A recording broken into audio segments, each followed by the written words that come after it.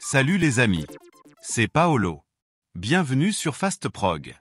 Nous allons voir ensemble le raccordement d'une paire de photocellules DLX30C sur la ZBKN.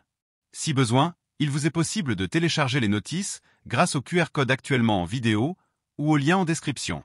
Pour info, ces cellules peuvent également être utilisées comme commande d'ouverture de votre portail par exemple, en modifiant la position du cavalier dans la cellule réceptrice, afin de configurer le type de contact en normalement ouvert.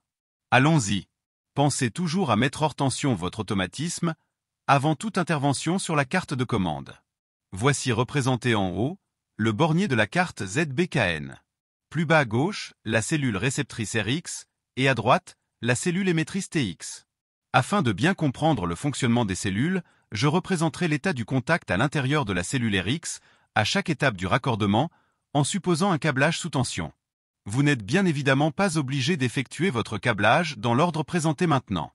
Actuellement, le contact est ouvert. La borne 10 de la ZBKN doit être raccordée aux bornes 10 de chaque photocellule. La borne 11 de la ZBKN doit être raccordée aux bornes 11 de chaque photocellule. À cet instant, si les photocellules sont bien alignées, le contact de la photocellule RX se ferme. Ensuite, le 2 de la ZBKN sera raccordé à une des bornes out de la RX. Puis, l'autre borne out de la RX sera raccordée à la borne CX.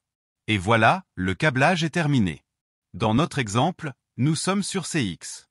Mais si d'autres dispositifs de sécurité étaient déjà branchés sur CX, alors vous pourriez brancher ce nouveau jeu de photocellules sur CY, ou encore effectuer un branchement en série avec celles déjà branchées sur CX ou CY.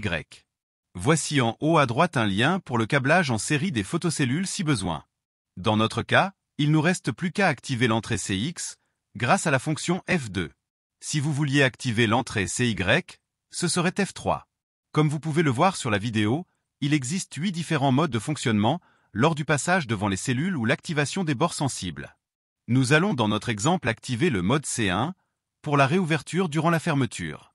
Pour cela, après avoir remis l'automatisme sous tension, appuyez sur la touche entrée de la ZBKN jusqu'à voir apparaître F1.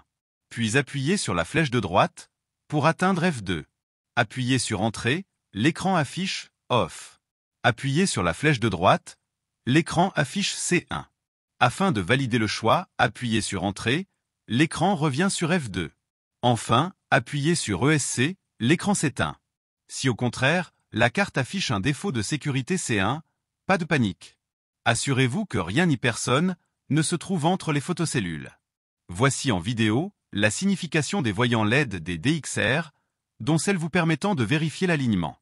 Contrôlez la présence de tension entre les bornes 10 et 11, elle doit être d'environ 24 volts alternatifs, si ce n'est pas le cas, contrôlez les fusibles. Vérifiez à nouveau le bon câblage. Et en dernier recours, si après tous ces contrôles, le défaut C1 persiste, alors le test ultime consistera à débrancher les photocellules, les décrocher des piliers, de les apporter à proximité de la ZBKN, de les espacer de 1 mètre l'une de l'autre, et de les raccorder avec des fils apparents uniquement. Cette technique vous permettra de déterminer si vos photocellules sont défaillantes ou pas. Avec tout ça, ça devrait le faire. Si cette vidéo vous a permis d'être plus rapide et efficace, continuons à travailler ensemble. N'oubliez pas le pouce ou le petit commentaire et n'hésitez pas à vous abonner afin de découvrir le monde facile de FastProg. De nouvelles vidéos sont fréquemment ajoutées à la chaîne. Pour la programmation de vos télécommandes, d'autres dispositifs de sécurité ou l'accès direct à la chaîne, cliquez sur le lien qui vous intéresse. Arrivederci. Alla prossima.